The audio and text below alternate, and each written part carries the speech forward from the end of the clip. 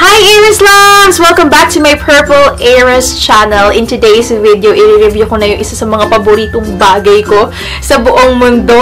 And yes, ito ay ang aking contact lens. So, some of you already know na isa to sa mga paborito kong bagay na kahit walang makeup basta naka-contact lens, push na ako. Pero, as some of you know too, wala tong grado. Pang-Japorms lang to. Kasi ang lakas lang makaganda ng fez ni contact lenses. Tsaka lalo na pag yung eyeshadow mo o kaya yung eye makeup mo, pak na pak, tapos nag-contact lens ka, mas, alam mo yung buhay na buhay yung ginawa mong eyeshadow or yung eye look. So, yun, without further ado, ang i-review ko ay yung nasa aking mata ngayon. So, itong contact lens na to ay from Gui Shop. Meron silang Facebook, meron silang, I believe, Instagram, pati na rin website, at saka Shopee. So, sa Shopee ko siya nabili. Nabili ko siya with my own money, guys. Pero Gui Shop is very kind enough to give me discount. I believe itong suot ko ay nasa 500, pero nabili ko lang siya for 299 if I'm not mistaken. So, hindi ko lang alam kung may sale pa sila sa Shopee. Pero you can definitely check them out. I'm going to put all their link down in the description box as well as their cell phone number kasi mayroon silang cell phone number. So, yan. Without further ado, papakita ko muna sa inyo yung packaging niya, kung paano ko siya inopen. So, yan. Watch this clip. Okay guys, so ito yung itsura ng packaging ng aking lenses from Gui Shop. Two gray eye soft circle lens, and ang shade is gray kawaii cat's eye, and 14.5 ang kanyang diameter, and wala akong grade. So let's open it. Meron tayong kasama na circle lens na case.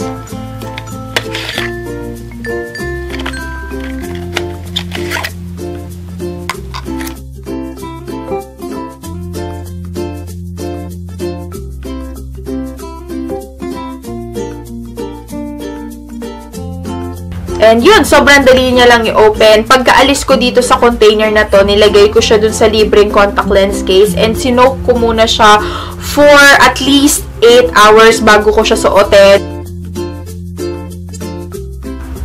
So, ito yung close-up look niya, guys.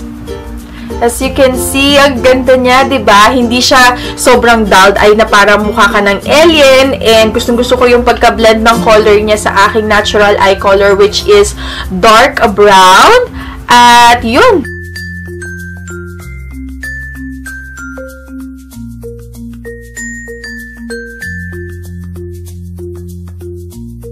So, ayun, ang ganda niya tignan, guys, diba? Gustong-gusto ko siya. And suot ko na siya for quite some time now. I think for about 4 hours ko na siyang suot. And by the time na in-apply ko siya, naramdaman ko agad na very lightweight siya. Hindi siya katulad ng mga na-try ko before na circle lenses na makapal, kaya mabigat siya sa mata. Tsaka, ramdam ko na may something sa mata ko. Ito parang wala lang. Parang yung natural eyeball ko lang. So, I love it.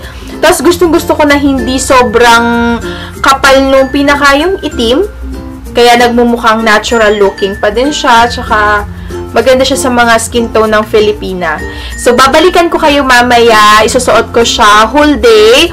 Balikan ko kayo end of the day. Tignan natin kung gaano pa rin katagal yung comfort niya. And kung nagda-dry ba siya. And everything. Time now is 9:48 AM. So, babalikan ko kayo mamayang gabi or hapon para sa aking update. So, yun. See you later! Hi mga sis! I am back! And time check! Ang oras now ay... Kita nyo ba, guys? 5:34 na ng hapon. And, yun. Bali, guys, to be honest, kasusuot ko lang uli ng contact lens. For today, halos sinuot ko siya the whole day. Pero natulog kasi ako kanina. Kaya hinubad ko siya. So, most likely, sinuot ko siya sa aking mata for almost 8 hours. And I can say na mukhang meron akong bagong paboritong contact lens. Kung mapapansin nyo, may sinusuot akong contact lens previously. Laging tinatanong kung ano yon. Guys, that was sent to me by Pinky Paradise. Ang kanyang shade or ang kanyang color ay Geo Starmish Brown. Sobrang love na love ko din yan. Ang lakas din yung maka-emphasize ng eye makeup. But, ang downside lang sa kanya is medyo makapal siya. Kaya, pag tumagal na, nararamdaman ko ang bigat-bigat na ng mata ko, which is hindi ko naramdaman sa contact lens na ito. Close up ko lang guys uli So, ayan, after 8 hours, pagpasensya nyo na yung aking falsies, nalalaglag na siya. So, never ko siyang naramdaman sa contact lens na to. Sobrang gaan niya sa pakiramdam. And gustong-gusto ko talaga yung color niya. Parang pag tinig... Oh, may muta pala ako. Wait. So, yun. Going back. Pag tinignan siya, hindi siya ma-explain kung gray ba siya. Parang din siyang green. Para din siyang brown. So, ano sa tingin nyo? Pero ang color niya talaga is gray. Kawaii cat's eye. So, kung tatanungin nyo ako kung if I'm going to rate this contact lens 1 to 10 being the highest, definitely 10 o kaya mas higher pag gawin na nating 15. Kasi sobrang nagustuhan ko siya. Kaya bagay din siya sa mga beginners kasi hindi siya masakit sa mata. Tapos hindi siya ganun kavavavum na malaking-malaki na mukha na tayong alien.